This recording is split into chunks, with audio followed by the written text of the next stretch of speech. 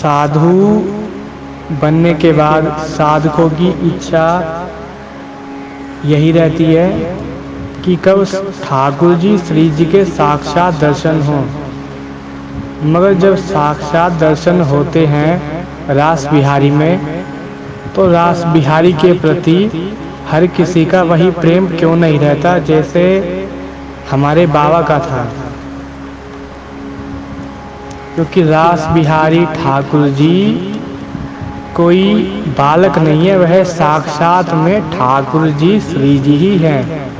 इनमें कदापि कोई भी यह ऐसा भाव ना रखे कि यह ब्रज बालकों पे मुकुट धारण करा के या चंद्रिका धारण करा के नृत्य करा रहे हैं मनोरंजन के लिए। ना, ऐसा सोचना घोर पाप है और पाप के साथ साथ बहुत बड़ा अपराध हम कमा रहे हैं। यह बात हमें जान लेनी चाहिए। क्यों? क्योंकि पूज्य पाद करेला में श्री घमंडेवाचार्य जी महाराज ब्रज बालकों के संग रासलीला करते, तो इन्हीं रासलीला की उनकी क्रिया को देख ठाकुर जी श्री जी ने उन्हें साक्षात दर्शन दिए और उनसे कही कि अब तुम इसी रासलीला को अब आगे सब ब्रजवासियों में और सभी में इस रासलीला को फैलानी चाहिए, इसका प्रचार होना चाहिए।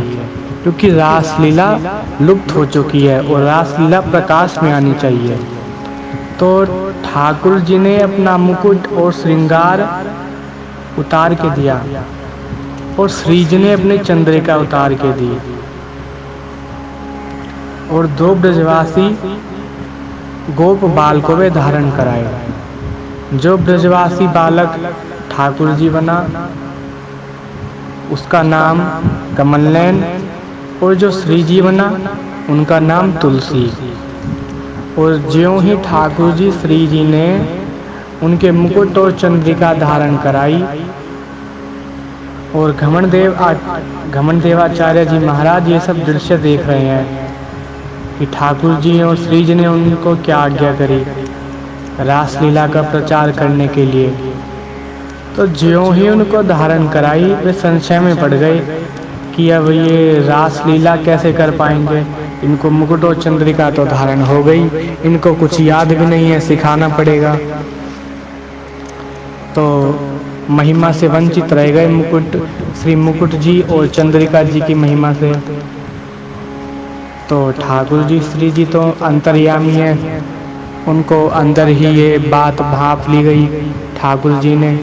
तो जैसे ही ठाकुर जी के मन में ये बात पता लगी कि घमंडेवाचार्य जी महाराज संशय में पड़ गए, तो तुरंत ही जो ठाकुर जी और श्री जी बने थे वो ब्रजगोप, वो तुरंत ही ठाकुर जी श्री जी के धाम में प्रवेश कर गए।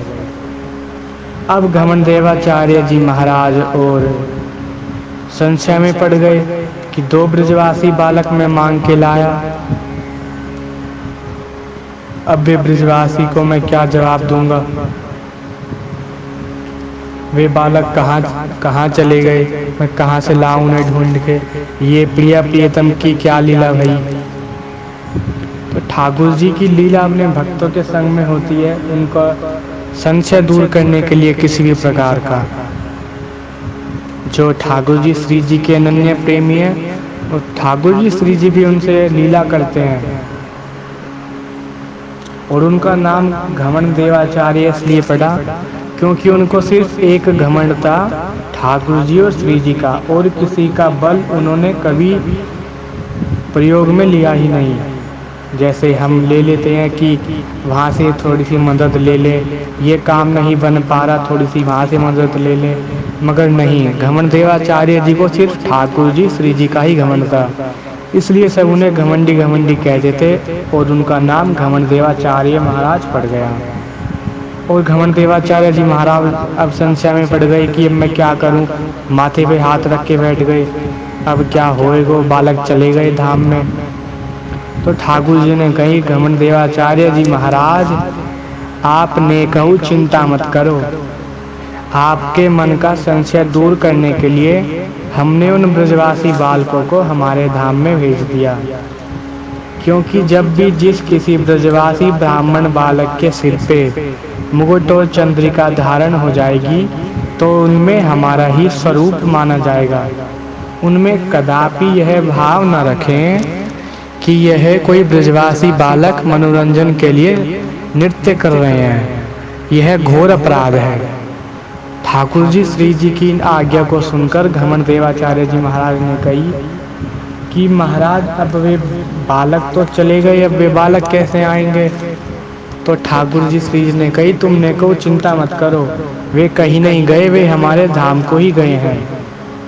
अब वे हमारे धाम में सेवा में नित्य के लिए प्रवेश कर गए हैं।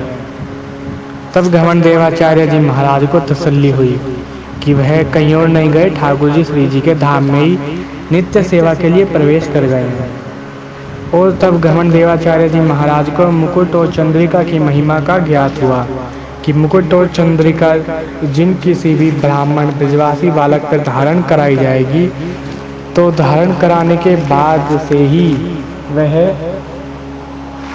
ठाकुर जी श्री जी का ही रूप माने जाएंगे, जब तक उनके सिर पर श्री मुकुट जी और चंद्रिका धारण है।